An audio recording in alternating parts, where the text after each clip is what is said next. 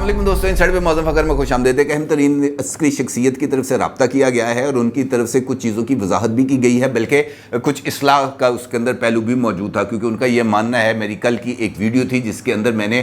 ذکر کیا تھا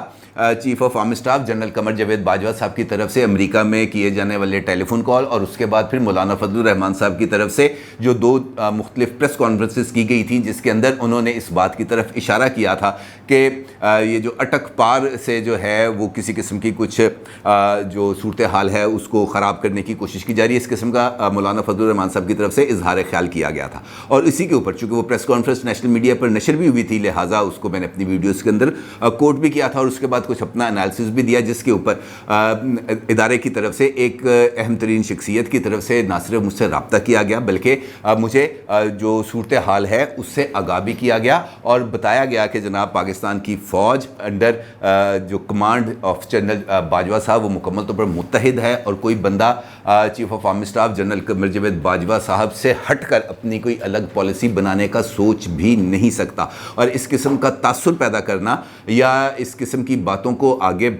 پھیلانا، سوشل میڈیا پر لے کے جانا، یہ بنیادی طور پر ادارے کے ساتھ ساتھ پاکستان کو بھی کمزور کرنے کے مترادف ہے، لہٰذا اس قسم کی تمام تر کوششوں کو نہ صرف اوائڈ کیا جانا چاہیے بلکہ ہمیں جو نیشنل انٹرسٹ ہیں ان کو جو ہے مد نظر رکھنا چاہیے کسی بھی قسم کی سٹیٹمنٹس کو سامنے لے کے جاتے ہوئے۔ اچھا، اس کے ساتھ ساتھ جو دیگر امور ہیں تھوڑے سے ان کے اوپر بھی بات چیت ہوئی، اور جو میں نے آپ کو بتایا کہ جس طریقے سے رابطہ کیا گیا اور اس کے اندر سے میری بھی اصلاح کے بھی پہلو ہیں، باقی لوگ دوستوں کی بھی اصلاح کے پہلو ہیں کہ جناب ہمیں یقینی طور پر اس بات کو مد نظر رکھنا چاہیے کہ جو اس وقت پاکستان کو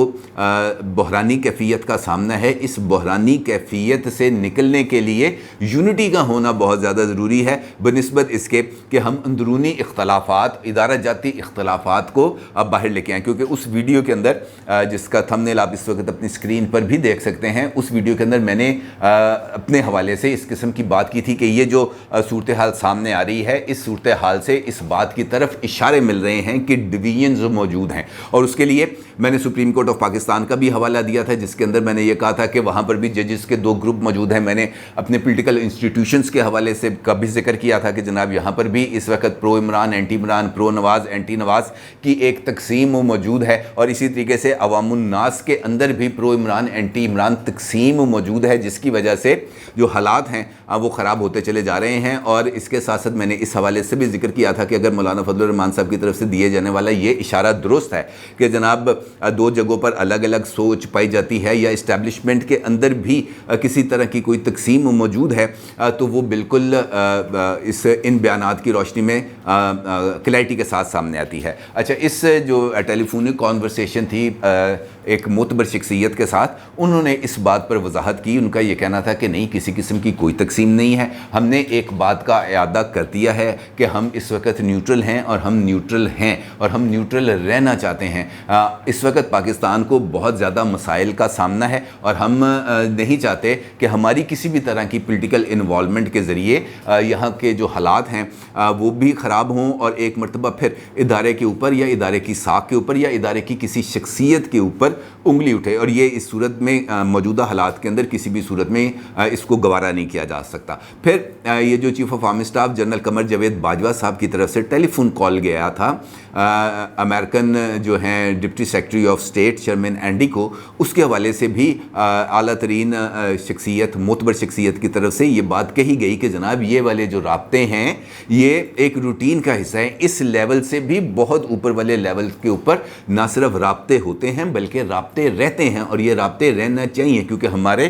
جو مد نظر ہے وہ پاکستان کا سپریم انٹرسٹ ہے، اور پاکستان کے انٹرسٹ کو واچ کرنا اور اس کی نگہبانی کرنا بھی ہمارے لیے بہت ہی زیادہ ضروری ہے۔ اس کے ساتھ ساتھ اگر یقینی طور پر چیف آف آرمی اسٹاف نے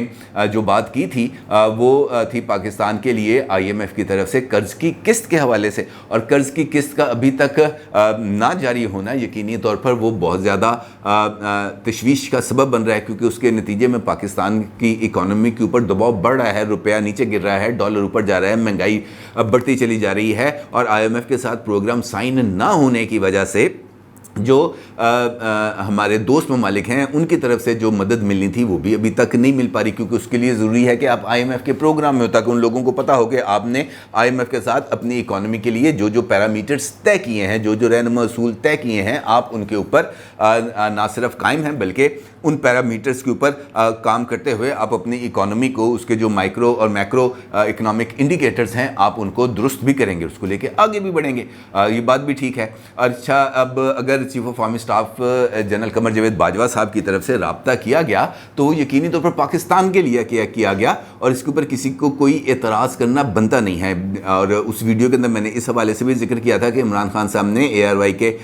ٹاک شو میں ارشد شریف صاحب کے ساتھ گفتگو میں اس بات کی طرف بھی اشارہ کیا تھا، اور ان کا یہ کہنا تھا کہ chief of army staff general Qamar Javed Bajwa صاحب کی طرف سے امریکہ کو فون کرنا اس بات کی طرف اشارہ کر رہا ہے کہ یہاں پر ہم اس وقت ایک کمزور پوزیشن پر ہیں۔ اور اس کے بعد میں نے ایک اپنا انالیسس دیا تھا، اور اس کے اوپر بھی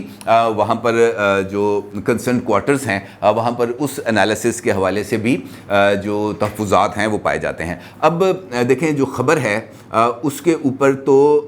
کسی کو کوئی اعتراض نہیں ہوتا۔ مثال کے طور پر جیسے مولانا فضل الرحمان پولیٹیکل لیڈرز ہیں، وہ اس سے زیادہ بڑھ کے بھی باتیں کرتے ہیں اور بہت اپنی حد سے آگے بھی جا کے بات کر سکتے ہیں، کیونکہ ان کے پاس اس بات کی لیوریج موجود ہوتی ہے کہ وہ اپنے ساتھ لوگوں کو کھڑا بھی کر سکتے ہیں، اور لوگوں کے جو طاقت ہے اس کی بیس کے اوپر وہ اپنا نیریٹو کو بلڈ کرتے ہیں۔ ہمارا مسئلہ یہ ہوتا ہے کہ ہم نے جو انفارمیشن ہے اس کو لینا ہے، اس انفارمیشن میں اپنے حساب سے جو انالیسس بنتا ہے ڈاٹس کو کنیکٹ کرنا ہے، اور ان ڈاٹس کو کنیکٹ کر کے ایک تصویر بنانی ہے، اور وہ تصویر آپ کی خدمت میں پیش کرنی ہے۔ کبھی ڈاٹس درست طریقے سے کنیکٹ ہو جاتے ہیں، پکچر بڑی واضح بن جاتی ہے، جس کی وجہ سے آپ تک جو صورتحال ہے اس کی بالکل صحیح عکاسی ہو جاتی ہے۔ بعض دفعہ انفارمیشن اگر غلط ہو تو یقینی طور پر اس انفارمیشن کی بیس کے اوپر آپ جس طرح ڈاٹس کو کنیکٹ کرتے ہیں وہ درست طریقے سے نہ کنیکٹ ہوتے ہیں، اور نہ ہی جو امیج ہے وہ درست بنتا ہے، جس کے نتیجے میں جو انالیسس ہے یا جو حقیقی صورتحال ہے اس کے اندر فرق آ جاتا ہے۔ اب اگر آپ دیکھیں جس طریقے سے میں نے اکانومی کی بات کی، اور جو آج صبح کی میری ایک ویڈیو تھی جس کے اندر میں نے آپ کو یہ بتایا تھا کہ نواز شریف صاحب نے لندن کے اندر اجلاس کیا تھا، اور اس اجلاس کے اندر انہوں نے مفتاح اسماعیل صاحب کی اکنامک پالیسیز کے اوپر بہت ہی زیادہ ریزرویشنز کا اظہار کیا تھا، اور ان کا یہ کہنا تھا کہ مفتاح اسماعیل صاحب نے جب لندن آئے تھے تب ان کا کہنا کچھ اور تھا، تب ان کا موقف کچھ اور تھا، لیکن پاکستان جانے کے بعد جو سچویشن سامنے آئی ہے وہ بالکل مختلف ہے۔ جب وہ لندن میں آئے تھے اور ان کا یہ کہنا تھا کہ جناب آئی ایم ایف کے جو شرائط ہیں ان کو ماننے کے نتیجے میں ہمیں پیٹرول اور ڈیزل کی قیمتوں میں اضافہ کرنا پڑے گا، بجلی کی قیمتوں میں اضافہ کرنا پڑے گا، اور اس کا تھوڑا سا جو دباؤ ہے وہ ڈالر پر آئے گا، اور ڈالر تقریباً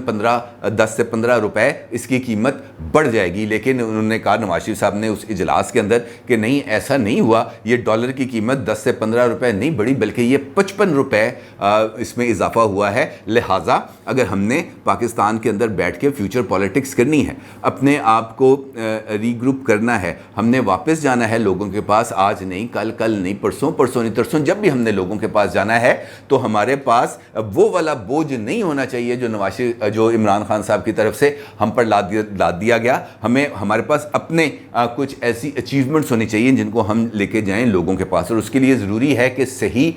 جو صورتحال ہے وہ لوگوں تک پہنچائی جائے، وہ اتحادی جماعتوں تک پہنچائی جائے۔ اور اس کے بعد میں نے اس ویڈیو کے اندر اس بات کا بھی ذکر کیا تھا کہ بہت جلد اس حوالے سے اجلاس ہوگا۔ اب اس حوالے سے یہ کنفرمیشن آ گئی ہے کہ PDM کا اور حکومتی اتحادی جماعتوں کے سربراہوں کا اجلاس طلب کیا جا رہا ہے، اور یہ 2 روزہ اجلاس ہوگا۔ اس اجلاس کے اندر مفتاح اسماعیل صاحب جو حقیقی معاشی صورتحال ہے اسے نہ صرف حکمران اتحادی جماعتوں کو آگاہ کریں گے، بلکہ